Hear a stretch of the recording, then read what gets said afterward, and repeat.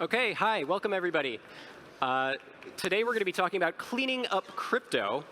And for anybody who's been paying attention, there's been a big conference in Glasgow this week about climate change. And it's been a bit of a mess, but I would like to talk to some of my panelists here today about crypto's impact on the environment and what it all means. So, Adam, let's start with you. Great. Cryptocurrency doesn't have the best reputation when it comes to its potential impacts on the environment, its energy intensiveness, and its potentially negative and destructive aspects to the environment. So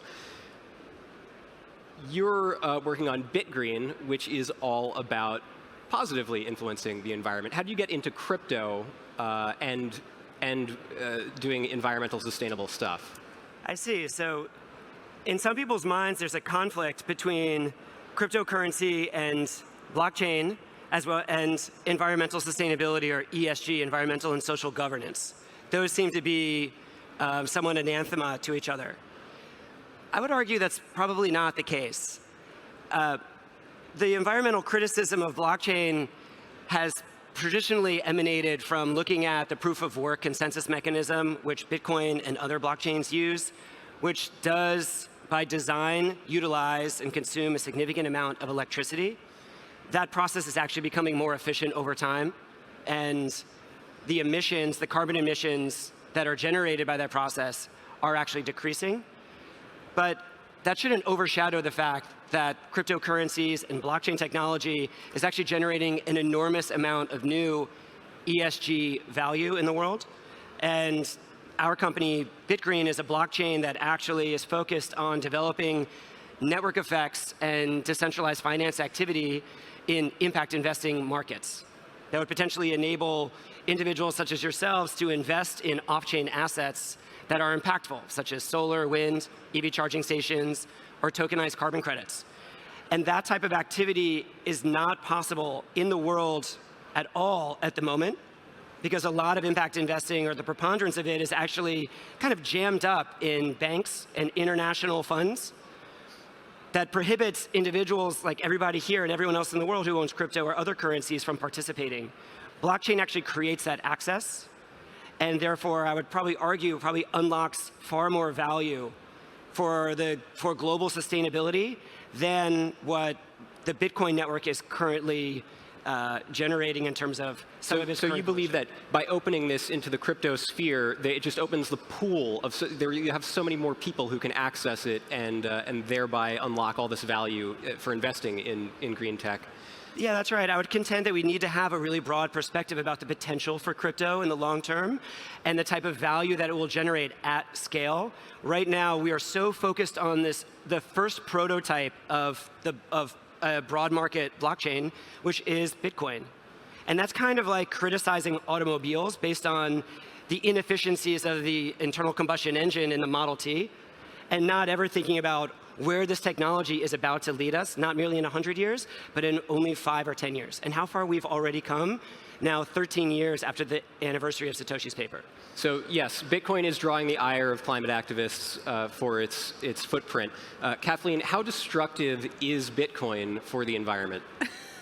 That's a bit of a loaded question there, Robert. By the way, how many crypto owners are there in the audience? We're on the money comp stage, so I assume everybody. But yeah, it looks just about that. Fair enough. So Bitcoin, by design, it uses a mechanism called proof of work, which basically makes it expensive to attack the network by burning, burning compute power, right? And so yes, this has bad effects on the environment. There are alternatives called proof of stake. I co-founded a project called Tezos, which is proof of stake first. So it's apples and oranges with respect to its environmental impact. I think that a lot of the criticism of Bitcoin as an energy monster have happened over the last few months as Bitcoin has risen in price, for example, and attracted a lot of scrutiny. People are paying attention now. People are paying attention now. I guess there are some other projects that kind of tried to mean themselves into proof of stake, but are still proof of work. But Tezos is indeed proof of stake, so it has very little environmental impact. Despite this, I do think that basically you either think Bitcoin is solving a problem for the world, and you think that the energy consumption is justified because what it's doing is a value add, or you don't, in which case this is a very easy flank to pick on it, is its environmental impact. So I happen to think that, in spite of the fact that Tezos is a much more energy efficient alternative to Bitcoin, which clearly everyone should use, I do think that some of the criticism of Bitcoin as an energy monster are mostly from people who would not find anything virtuous about Bitcoin, regardless of how much energy it consumed, right? So you have to be careful about who your allies are here. The enemy of my enemy is not always my friend. Yes. But I do think Bitcoin solves a problem that we've been trying to solve for many, many years. The tax that people are paying for this is environmentally deleterious, but I think that it's telling that proof of work is effectively a Gen 1 technology, to Adam's point. And there's Gen 3, Gen 4, Gen 5, depending upon whatever marketing brochure you read from a different cryptocurrency. But basically no new project seems to launch with proof of work, and I do think that's telling. Now, so when you were going at the outset and going to launch Tezos, you were designing it, how much was climate a consideration in the decision to move to proof of stake versus other considerations? Yeah, I mean, to be very candid, we think that a consensus algorithm in a blockchain is meant to do a few things. It's meant to have everyone come to a single source of truth, right? And the best way to do that, we found in 2014, was through proof of stake. Just basically in 2009, when Bitcoin was launched, proof of work was by far the right way to do it. But basically, research in computer science had sped up by 2013, 2014. Ethereum was originally proposed as a proof of stake token, and it said that it would eventually move there. It hasn't yet, but whatever. And so in fact, even back in 2013, 2014, the bleeding edge was still on proof of stake. It's just that many projects struggle to transition to that once they've launched with proof of work, and so you have a bit of stasis in some of the Gen 1 cryptocurrencies. But pretty much anything that's launched in the last 2 or 3 years that's been formidable and gotten good attention on the technical side has been proof of stake, and I think that's quite telling. I would want to discuss a little bit more about proof of stake in a bit, but I'll shift over to Laura. You are investing in a bunch of different crypto companies through your venture fund, and so how much are you thinking about this issue, given the fact that ESG investing, as Adam said, is becoming so prevalent and important and is weighing on investors' decisions? How is this guiding your own investment theses and participation in crypto? Absolutely. So what we think about a lot is where the tech and where the communities are going. And so these proof of stake blockchains and consensus mechanisms are where the communities are going. That's where we need to bring liquidity.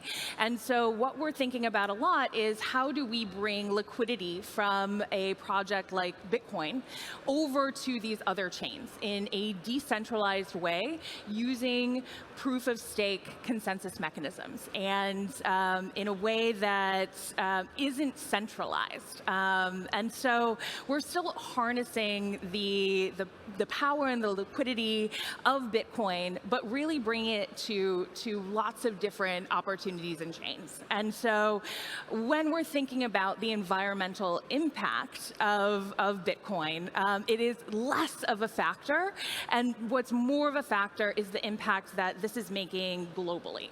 By the way, I realize we're throwing this term proof of stake out there, something that not everybody might be familiar with. Maybe you could encapsulate the idea for us. What is proof of stake and how does it work? So yeah, in proof of work, the ledger is secured by a bunch of different actors, basically consuming energy in order to solve a puzzle that the ledger tosses out. And in proof of stake, basically the onus of validation of the ledger falls to people who own tokens in the network, running specialized software. And there's many different permutations of this. There's many different validation models, but by and large, that would be the main distinction. Basically, running software versus showing that you consumed energy in order to solve a puzzle. So yeah, that's. I mean, Adam, feel free to clarify, or anyone. Yeah, and it's totally vegetarian. S-T-A-K-E. Yeah, not S-T-E-A-K. worth clarifying. Yeah. But the idea here is that proof of stake as a consensus mechanism for securing the blockchain enables and empowers every individual token holder who owns that coin to participate in the network security. And the manner in which you do that is by taking your individual coins, your purse, and you put that basically into a locked mechanism. You stake yourself in the system, and then if you are a law-abiding, honest participant, then you receive your stake back plus a reward from the network. And I would add here why proof of stake is so innovative, and then I'll give a nod to Tezos as well. Like, we're having this discussion again that's purely surrounding environmental sustainability, and by all means, like, that really needs to be a prominent conversation that humanity needs to have right now, and the crypto community and other industries should be looking at themselves. But sustainability broadly and ESG also traverses social governance, social equality, and economic equality. What Tezos did when they launched, which was just so pioneering at the time, is they launched this incredibly innovative and novel form of internal governance that now, like many other protocols, are emulating and copying. This is yet another form of what I would call like how crypto can change the narrative, not only about itself, but how technology is used as a fundamental tool for empowering individual expression and participation. And that is possible in proof of stake, and which is not necessarily possible in proof of work. And it really is important to bear in mind that virtually every major blockchain protocol that has launched since 2016, 2017 has either launched on a proof of stake mechanism or some hybrid, and almost none, very few, are launching on the proof of work mechanism that was part of the original prototype of Bitcoin. Now, Adam, I understand that you are working off of the Polkadot blockchain, which is similarly proof of stake. Polkadot is, Polkadot is a proof of stake blockchain. And why use Polkadot instead of Tezos after all the nice things you said about Kathleen's project? I have a lot of great things to say. Don't close the door. Yeah. Primarily for us, so we are launching our own blockchain that is focused on impact investing, enabling individuals to invest in these off-chain impactful investments. And the reason why we've chosen to be our own blockchain is that we believe that the underlying user here, whether it is somebody who wants to invest in carbon offsets or solar arrays or land conservation or make philanthropic donations or get involved in volunteer opportunities in their own community or launch those initiatives, is the same pool of users who would benefit from going to, let's say, like a one-stop blockchain or community that offers them a variety of different opportunities to get involved. And that is not as possible for us if we were to launch on a more generalized, general-purpose blockchain, such as Ethereum, for example. So estimates peg that Bitcoin is consuming as much energy as Ukraine. That's sort of like the, it's a top 30 energy consumer if you were to compare it to a country. At least that's what I've read in reports. Laura, I'm wondering, why has there been this intransigence on the part of Bitcoin to adopt maybe these other sorts of methods of consensus that would decrease its environmental impact? And do you think that we'll ever see Bitcoin shifting that way? I don't believe that we'll ever see Bitcoin shifting in that direction. And I think it has to do with what Adam was talking about, governance. The way that these other chains work, Tezos, Polkadot, Ethereum, is really strongly governance-based. That creates some centralization of control in some cases. It makes projects move a little bit slower. It's harder to launch new projects and protocols. For example, we're launching a Web3 wallet that's going to be community-owned and governed, completely community-owned and operated. Very, very exciting, and it'll be cross-chain. And so when we're thinking about participation and governance, how do you have access to that? What does that look like? What does that look like on multiple chains? These are the questions that we're answering with this community-owned and operated Web3 wallet Tally. And I think that's where the future of this is going, is multi-chain, cross-chain, and interoperability. Kathleen, you look like you wanted to say something. Yeah, I have a thesis on this. So basically, the earliest criticisms of Bitcoin, if you look back at web forums, were that it was consuming a lot of energy. And I think that the early people who came to it sort of viscerally react to this criticism and really take it out of turn as like not valid. So it's kind of a big part of the culture within Bitcoin, the OGs, to really like dismiss the criticisms of proof of work as kind of a part of its value proposition being eroded. So I think it goes back to like the early forums in 2010s to really react to it. I think it's a big part of the culture within Bitcoin to let proof of work is a good thing in its own right, and I think there's very little appetite for changing that as a consequence. And could you envision a future where the governance challenges are solved and Bitcoin actually does? Well, the Tezos position paper is effectively a reaction to the inability to come to consensus on upgrades in Bitcoin. So I would be, I'll take the bait. I'll take that bait. Please do. Okay. The governance mechanisms of Bitcoin are just way too difficult and entrenched to really modify that chain because it's dominated by the miners, and that effectively means that Bitcoin is kind of operated as a cartel. However, the problem here is not necessarily the proof of work consensus mechanism, right? It is that proof of work consumes an enormous, inordinate amount of electricity. So the other variable, the other lever that can be pulled here is actually shifting the electricity grid, and specifically the grid that the mining pools are plugged into, toward more cleaner, lower emission forms of electricity. And I actually will place a bet. I don't know what the bet wager is, but I'll make a forecast that I think if we look out 10 years from now, the hash rate of the Bitcoin mining pool that is currently using fossil fuels will drop dramatically, and I think it will be below 50%, and renewables and low emission will be higher.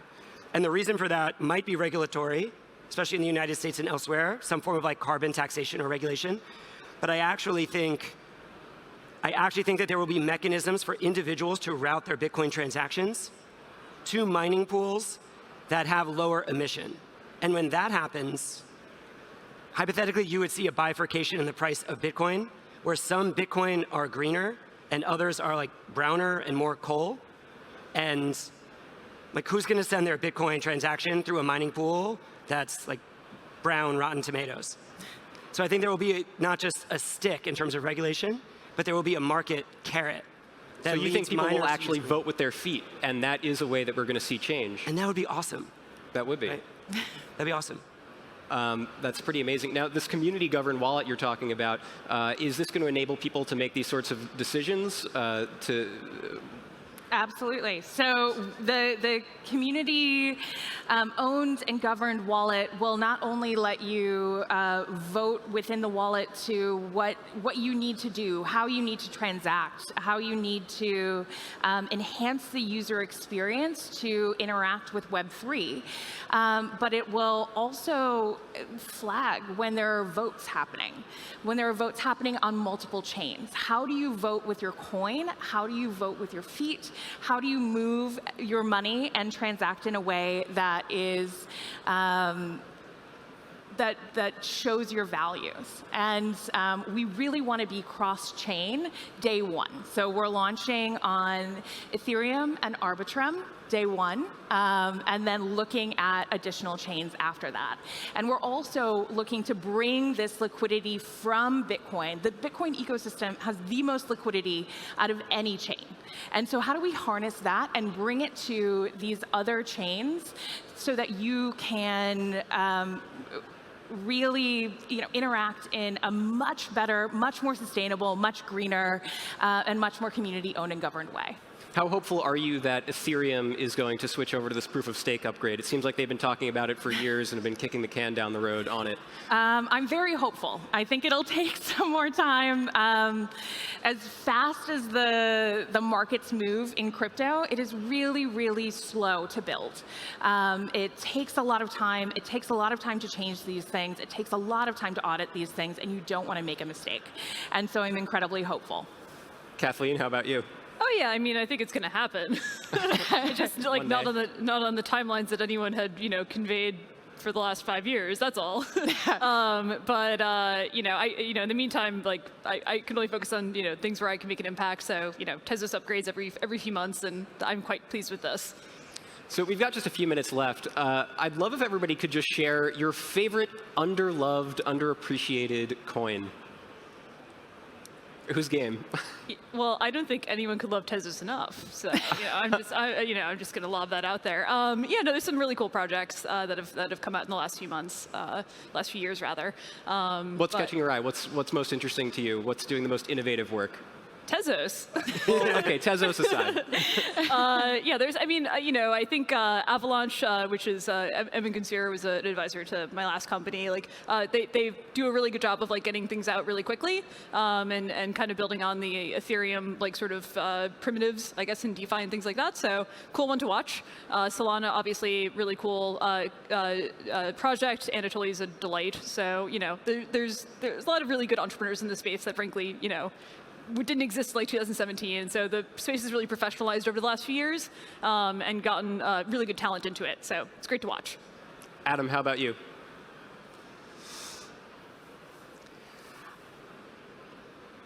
Definitely not the dog coins. Okay.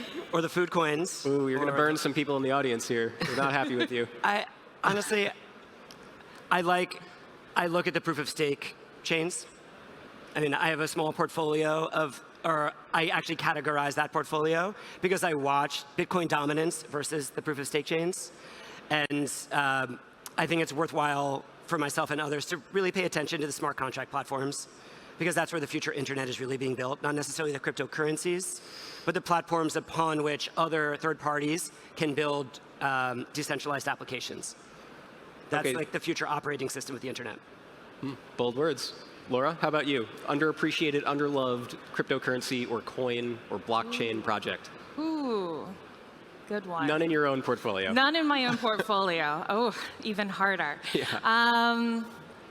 Underloved project. I agree. No dog coins. No food coins. I actually like the dog coins. I mean, it's cute, but I don't think it's underappreciated. Yeah, fair enough. It's well loved and well appreciated.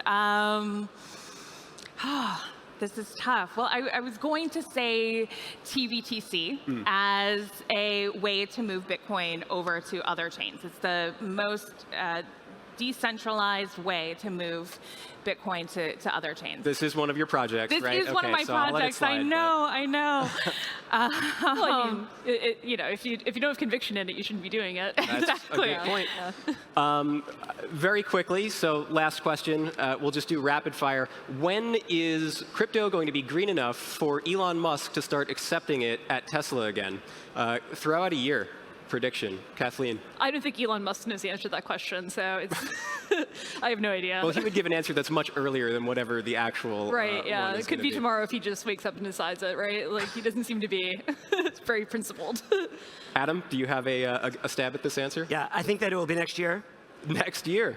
Yeah, I'll go on record and I'll say that I think Holy it's cow. 2023. All right. They like to be vanguards and iconoclasts, and I think that they're looking for a reason to re-enter the market and lead the market.